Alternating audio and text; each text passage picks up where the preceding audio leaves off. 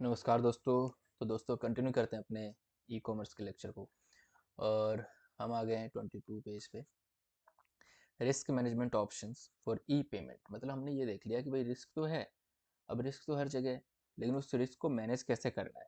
अब एक बात होता है, जो हम ड्राइविंग करते हैं तो रिस्क तो होता है ना, एक्सीडेंट होने का, लेकिन उसको हम मैनेज कैसे करते हैं अच्छी ड्राइविंग स्किल से, सामने वाले या फिर ट्रैफिक के रूल्स को फॉलो करके। तो ऐसे ही यहाँ पे जो रिस्क है उसको हम मैनेज कैसे करेंगे। तो उसमें सबसे पहला है एसेसिंग रिस्क। मतलब कि आप पहले अपने रिस्क को जांचो कि ये रिस्क होते किस टाइप के हैं, कहाँ कहाँ मेरे साथ गलत हो सकता है, कहाँ कहाँ ऑनलाइन ट्रांजेक्शन करने पे फ्रॉड हो सकता है। उस सारे रिस्क को जांचना उसे बोलते हैं एसेसिंग रिस्क। आप बस टॉपिक इसका हेडलाइन याद रखो, और इसका मतलब है रिस्क को मेजर करना, रिस्क को जानना। इस वाले स्टेप में हम सिर्फ रिस्क को जानते हैं। उसके बाद अगला स्टेप आता है, एक बार रिस्क को पता लगा लिया कि हाँ यार यहाँ पे ये गलत पेमेंट हो सकती है, या फिर यहाँ पे ये गलत लिंक भेजा जा सकता है जहाँ पे हमें गलत पेमेंट हो जाएगी, है ना। तो दूसरा है managing and control risk. Risk होने का पता लगा, भाई हमें खतरा तो पता चले तभी तो उस खतरे से बचने के उपाय ढूंढेंगे। तो हमें पहले खतरा पता चल गया, अब हम उसके उपाय ढूंढेंगे, उसको कंट्रोल करने के तरीके ढूंढेंगे। एक सेकेंड, एक काम करते हैं, मैं इसका थोड़ा सा ओवरव्यू दे देता हूँ, ठीक है ना। अब इसमें क्या करेंगे, भाई लॉ बना दो, कानून बना दो कि इस टाइप से अगर चीज़ें होंगी तो किसी को पकड़ लेंगे, जेल में डाल देंगे।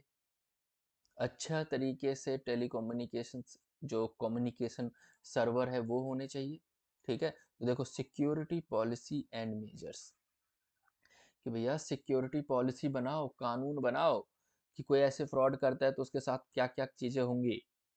नेटवर्क स्ट्रांग होना चाहिए, जब हम ट्रांजेक्शन करें तो ऐसे चीज़ें, ट्रांजेक्शन बीच में ना रुक जाए। ये सारी चीज़ें, अच्छे सा हार्डवेयर यूज़ करो, अच्छा सॉफ्टवेयर यूज़ करो, अच्छे लोग यूज़ करो बैंक में, या अच्छे लोगों के साथ ट्रांजैक्शन होनी चाहिए हमारी। जैसे क्रिप्टोग्राफिक सिस्टम अल्गोरिदम यूज़ करो, अच्छा पासवर्ड होना चाहिए, स्ट्रॉन्ग पासवर्ड होना चाहिए, अल्फा न्यूमेरिक पासवर्ड, कि अल्फ़ाबेट भी है, न्यूमेरिक भी है, स्पेशल कैरेक्टर भी हमारे पासवर्ड में। ये नहीं कि अपना पासवर्ड हमारे अपने नाम से ही बना रखा है। तो ये सब चीज़ें हैं जहाँ पे हम अपने आप को बचा सकते हैं, या यूजर्स को बचाने के लिए कर सकते हैं। फिर है मॉनिटरिंग रिस्क। अब रिस्क को में वो देखते रहो कि ये तो मैंने रिस्क जान लिया, उसको खत्म करने के लिए ये तरीके अपना लिए, क्या फिर भी रिस्क हो रहा है क्या। मतलब इतने सारे तरीके अपनाने के बाद भी रिस्क हो रहा है, और हो रहा है तो कितने रेशियो में हो रहा है, 10 में से एक केस आ रहे हैं, 100 में से एक केस आ रहे हैं, तो उसे कहते हैं मॉनिटर करना। मतलब लाइक मॉनिटर क्या है, आपने एक रूटीन बनाया कि यार सुबह मैं 5 बजे उठूंगा, 10,000 स्टेप्स पूरे करूंगा, फिर 4 घंटे की पढ़ाई करूंगा, फिर मैं ऑफिस जाऊंगा, ऑफिस आने के बाद डिनर होगा, डिनर के बाद 1-2 घंटे की पढ़ाई होगी, फिर सो जाएंगे। ये मैं अपना ही रूटीन बता रहा हूँ, ठीक है। ये आपने पहले डिसाइड किया। उसके बाद मैं डायरी में लिखता हूँ कि यार आज मेरा उठने का टाइम ये था, सुबह के 4 घंटे का टारगेट था, लेकिन इतना ही हुआ है। तो स्कोर दे देता हूँ परसेंटेज में, कितना परसेंटेज पूरा हुआ। फिर ये सब करके जब मैं लास्ट में देखता हूँ यार आज का टारगेट अधूरा रह गया, तो मॉनिटर कर रहा हूँ मैं, यार यहाँ पे ये वाली कमी रह गई, आज मैं लेट उठा, इस वजह से शायद यहाँ पे 1 घंटे कम हो गए। तो लिखूंगा नहीं, रूटीन बनाया, उसको किया, फिर मॉनिटर कर रहा हूँ लास्ट में, यार आज कल जो है ना अपने को इस चीज़ पे सही करना है, मॉनिटर करना, ठीक है। अब वो चीज़ें कि मॉनिटर क्या है, ऑडिटिंग ही तो कर रहा हूँ, चेकिंग ही तो कर रहा हूँ। तो system testing and surveillance, system को बार बार चेक करेंगे, सिस्टम में कोई गलती तो नहीं है, कोई गलत वायरस तो नहीं डाल दिया, कोई अटैक तो नहीं कर रहा है ना। ऑडिटिंग, जांचना, ऑडिट करना क्या होता है, जांचना कि हाँ हमने जो अपने रूटीन बनाए थे क्या वो सच में पूरा हो रहा है, क्या हमने जो रिस्क को कम करने के लिए जो तरीके अपनाए क्या वो सक्सेसफुल है, क्या वो इंश्योर कर पा रहा है कि हाँ भाई सब कुछ ठीक है, ठीक है। अगला है identification, confidentiality and payment integrity. Identification क्या, पहचान होना, किसी सही बंदे की पहचान। भाई आप किस बंदे के साथ ट्रांजेक्शन कर रहे हो उसकी सही रिकॉग्निशन होनी चाहिए, पहचान होनी चाहिए, ठीक है ना। कॉन्फिडेंशियलिटी, कि आपके जितने भी डाटा है उस किसी एप्लीकेशन में स्टोर में सेफ हैं, वो कोई किसी से शेयर नहीं करेगा। और पेमेंट इंटेग्रिटी, इंटेग्रिटी मतलब ईमानदारी आती है कि हाँ मैं जो जैसे पेमेंट कर रहा हूँ, वो जो सोर्स है, जो इंटरनेट यूज़ कर पा रहा हूँ, जो एप्लीकेशन यूज़ कर रहा हूँ, वो सब एक भरोसे लायक है। वो सब अपना अपना काम अच्छे से करेंगे। वो क्रिप्टोग्राफी का टेक्निक को यूज़ कर रहे हैं, वो इंक्रिप्शन टेक्नोलॉजी को यूज़ कर रहे हैं, क्रिप्टोग्राफी को यूज़ कर रहे हैं, जितना भरोसा आप अपने व्हाट्सएप और दूसरी चीज़ों पे करते हो। ठीक है, तो ये बहुत ही सिंपल चैप्टर था। आराम से आप इसको एक दो बार लेक्चर को देखना और उसके बाद इसको पढ़ने की कोशिश करना, रीड आउट करना, समझ में आ जाएगा आपको। चलें आगे, पहला चैप्टर तो आपका फिनिश हो गया।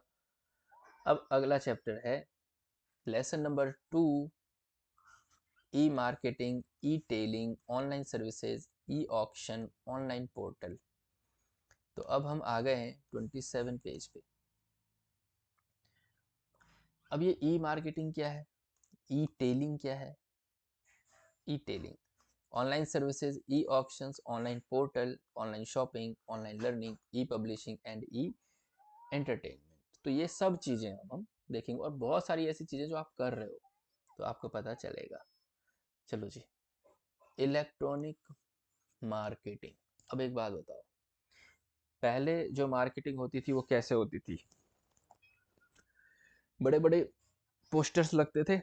अभी भी आप देखते होगे अपनी गली में कहीं निकलते होंगे तो पॉलिटिकल पोस्टर्स लगे होते हैं कि इस भाई का जन्मदिन है, समाज सेवी है ये बंदा, या ये आपको नव वर्ष की हार्दिक शुभकामना देखते होगे ना आप, पोस्टर देखते हैं। तो ये क्या है?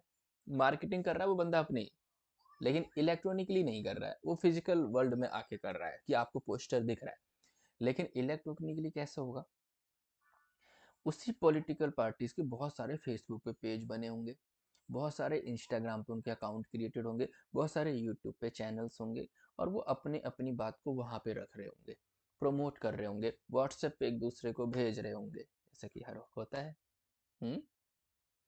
यूट्यूब पे अपना एडवर्टाइज कर रहे होंगे, या किसी वेबसाइट पे आप गए तो वहाँ उनके प्रचार आ रहे होंगे। तो ये सब क्या है? इलेक्ट्रॉनिकली या इलेक्ट्रॉनिकली यूज करके, इंटरनेट को यूज करते हुए सारी चीजें हो रही है ना। मार्केटिंग का नया तरीका है ये मैंने बस एग्जांपल दिया आपको और इसी को बिजनेस में लेके आते हैं। किसी कंपनी को अपना प्रोडक्ट बेचना है तो वो क्या करेगा? वो इन्हीं सब चीज़ों को यूज़ करेगा और अपने बिजनेस को बेचेगा, मतलब अपने प्रोडक्ट को बेचने की कोशिश करेगा। तो वही है, ऐसी मार्केटिंग जो आईटी को यूज़ करके किया जाए और अपनी प्रोडक्ट को बेचने के लिए किया जाए, उसे बोलते हैं ई मार्केटिंग। ठीक है, ये इंडस्ट्रियल रिवॉल्यूशन है, मतलब ये क्रांति आ गई है, इसकी वजह से इसकी पहुंच ज़्यादा लोगों तक हो गई है। ऑल ई कॉमर्स सॉल्यूशन, आप मान लेते फॉर एग्जांपल कि आप कोई ऐप यूज़ कर रहे हो, उस पर एडवर्टीजमेंट आ रहे हैं। तो ये सब क्या है? ई मार्केटिंग है। All e commerce solution is a solution to conduct business using. जितने भी ई कॉमर्स प्लेटफॉर्म है वो क्या है? बिजनेस की भाई टेक्नोलॉजी यूज़ करो, इंटरनेट यूज़ करो, उसके बेस पे आप B2C बिजनेस करो, business to customer use business करो और बिजनेस टू बिजनेस बिजनेस कर सकते हो। ठीक है, next one is E business. अब ये ई बिजनेस क्या है? ऐसा बिजनेस 24/7 चले। ठीक है, ऐसा बिजनेस जो 24/7 चले। अब जैसे आप मार्केट में जाते हो, आप दुकान देखते हो, बंदा शटर उठाता है, दुकान खोलता है, साफ सफाई करता है, झाड़ू पोछा करता है, दिन भर बैठा रहता है, रात के 10 बजे शटर डाउन करता है, घर चला जाता है। क्या ये इलेक्ट्रॉनिक बिजनेस है? नहीं, उसने अपना रेंट पे लिया, पूरा दिख रहा है क्या क्या प्रोडक्ट है, क्या वो प्रोडक्ट ऑफर कर रहा है बेचने के लिए, सारी चीज़ें दिख रही हैं, फिजिकल वर्ल्ड में है वो। लेकिन इलेक्ट्रॉनिक बिजनेस जैसे कि आपने अमेजन को यूज़ किया, मीशो को यूज़ किया, फ्लिपकार्ट पे यूज़ किया, इस प्लेटफॉर्म पे आप गए एज ए सेलर, अपने आप को रजिस्टर्ड किया और आपने बोला कि इन तीनों से रिक्वेस्ट किया, मीशो से, अमेजन से, फ्लिपकार्ट से, कि भाई मैं भी माल बेचना चाहता हूँ, मैं भी अपना प्रोडक्ट बेचना चाहता हूँ, मुझे एज ए सेलर रजिस्टर कर लो। वहाँ पे कर दिया, बंदा 24/7 आपकी प्रोडक्ट वहाँ लाइव दिखेगी और कोई भी आपको ऑर्डर दे सकता है। तो ये एक तरीका है इलेक्ट्रॉनिक बिजनेस का। इसे हम क्या बोलेंगे? Electronic business. और इसमें क्या चाहिए? इंटरनेट चाहिए, टेक्नोलॉजी यूज चाहिए, है ना, ई कॉमर्स प्लेटफॉर्म चाहिए। एक बार प्लीज रीड कर लोगे आप लोग? मैं आपको ना कॉन्सेप्ट एक्सप्लेन कर देता हूँ, क्योंकि वर्ड टू वर्ड और लाइन टू लाइन एक्सप्लेन करूंगा ना तो टाइम ज़्यादा लग जाएगा। आई होप कि आप लोग समझ पा रहे हो। और कमेंट बॉक्स में बता मतलब कमेंट करके बताना कि यार नहीं समझ रहा हूँ या फिर कोई क्वेरी रह गई है तो मैं ज़रूर जवाब दूंगा। ठीक है, थोड़ा सा टाइम निकाल लेता हूँ अपने ऑफिस से कमेंट सेक्शन को देखने के लिए, तो जो अच्छे कमेंट्स होते हैं मैं उस पर ज़रूर रिप्लाई करता हूँ। क्वेरी है तो क्वेरी का तो 100% जवाब दूंगा मैं। Now trade cycle. अब ये ट्रेड साइकिल क्या है? किसी भी बिजनेस को करने का एक प्रोसीजर है, स्टेप 1, स्टेप 2, स्टेप 3, स्टेप। एक बात बताओ, कोई भी बिजनेस का मेन ऑब्जेक्टिव क्या है? अगर मैंने कोई माल बनाया है, कोई गुड्स मैंने बनाया है, तो वो बिक जाए, और अगर बिक जाए तो पैसा आ जाए। तो सबसे पहला क्या, मैंने पैसा लगाया किसी प्रोडक्ट में, खरीदने में या बनाने में, तो मेरी जेब से पैसा गया। अब मेरी जेब से पैसा गया और मेरी जेब में पैसा आएगा, तो जाने से लेके आने तक में जितने प्रोसेस हैं उसी को बोलते हैं ट्रेड साइकिल। उसी को क्या बोलते हैं? Trade cycle. पैसा गया, गुड्स बनाऊंगा, गुड्स माल बनाऊंगा, माल खरीदूंगा, फिर उसको मार्केटिंग करूंगा, उसको बेचूंगा, बेचने के बाद पैसा आ जाएगा। सौ, और चाहत क्या होती है हर बिजनेस की, कि 100 रुपये मेरी जेब से गया है तो 150 रुपये मेरी जेब में आए, 50 रुपये का वैल्यू एडिशन हो। ठीक है, जिसमें अपना मुनाफा कमाएगा वो। तो देखो, trade cycle is the series of exchange. Trade cycle में सीरीज है, बहुत सारे अलग अलग तरीके हैं between customer and supplier. Customer और सप्लायर का ही तो खेल है, जिसमें हम कमर्शियली एक्सचेंज करते हैं अपने प्रोडक्ट को।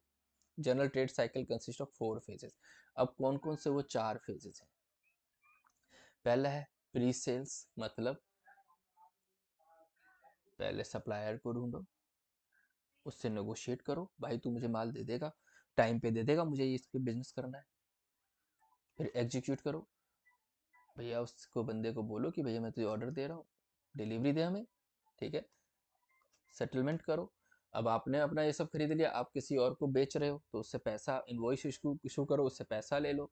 और फिर आफ्टर सेल सर्विसेज, भैया अगर तुझे कोई प्रॉब्लम आ जाए मेरे प्रोडक्ट को यूज़ करने पे तो मेरे से आ जाना, वारंटी वारंटी सब दे देंगे, ये सब आफ्टर सेल सर्विस, या फिर रिटर्न कर देंगे। ठीक है। Now generic trade cycle. Generic trade cycle जो बेसिक है, जो हर जगह होती है, वो क्या है? Repeat trade cycle. वही चीज है ना, बार बार ये चीज चलती रहेगी चलती रहेगी। और क्रेडिट ट्रेड साइकिल, इसमें क्या होता है कि क्रेडिट पे चीजें होने लग जाती हैं, कमर्शियल चीजें आ जाती हैं, उधार पे होने लग जाती हैं। अब यहाँ पे देखो क्या है, कैश में, कि कैश आया, एग्जीक्यूट हुआ, सेटलमेंट हुआ, आफ्टर सेल आया। फिर अब फिर एक है रिपीट, कि ये चीजें बार बार रिपीट होती रहेंगी। और क्रेडिट मतलब ये सब उधार उधार उधार पे चलता रहेगा। ओके, अब चलते हैं nature of trade cycle. Trade cycle का क्या नेचर है? For business to business transactions, the trade cycle typically involves the provision of credit with execution proceeding settlement, whereas the customer to business, these two separate। मतलब कोई भी business करने में credit का role तो रहेगा ही, कि माल या तो उधार से खरीदा या उधर पे माल बेचेंगे। ठीक है, वैसे भी ई कॉमर्स में भी जब मैं अपना माल बेच देता हूँ तो अगले दिन तो पैसा नहीं आता है, डिलीवरी होती है, बंदा कस्टमर उसको अमेजन को पैसा देगा, अमेजन मुझे लगभग लगभग 15-20 दिन लग जाते हैं।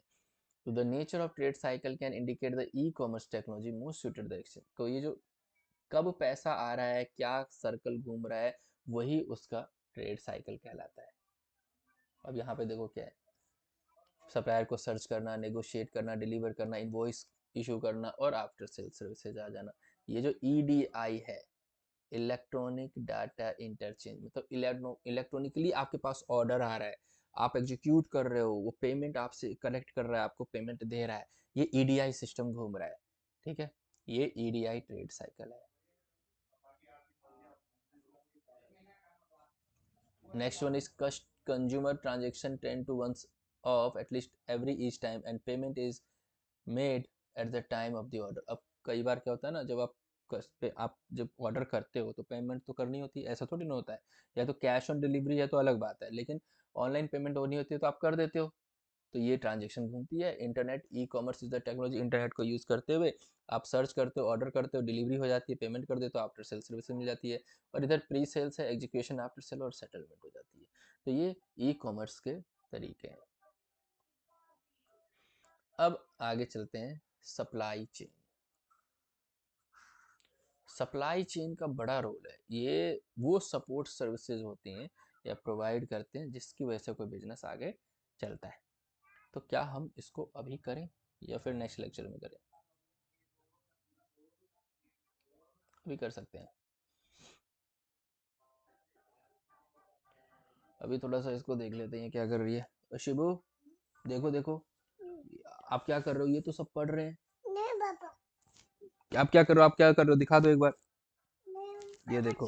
हाँ, अच्छा लो लो लो लो लो लो लो, देखो देख लो देख लो देख लो, ये देखो देखो देख लो। चल एक सेकंड, अच्छा ये देखो।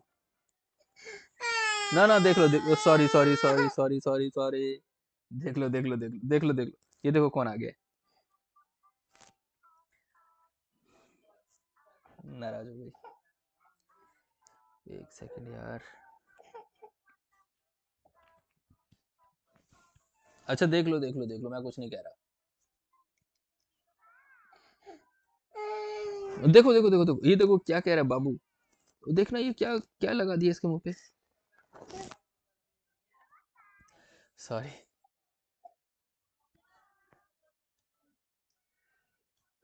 चलो सप्लाई चेन। सप्लाई चेन क्या है? एक पूरी की पूरी जो नेटवर्क है। आ जाओ आ जाओ आ जाओ आ जाओ। ओहो शिवू नाराज हो गई। आ जाओ आ जाओ। ठीक है चल, जाओ जाओ जाओ जाओ जाओ जाओ जाओ जाओ जाओ जाओ, भाग जाओ भाग जाओ भाग जाओ, आराम से जाओ।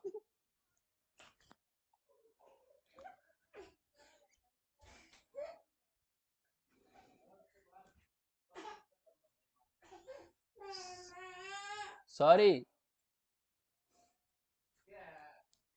चलो supply chain. Supply chain is a network of facilities and distribution options that perform the function of procurement or material।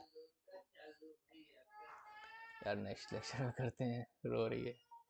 ठीक है सॉरी।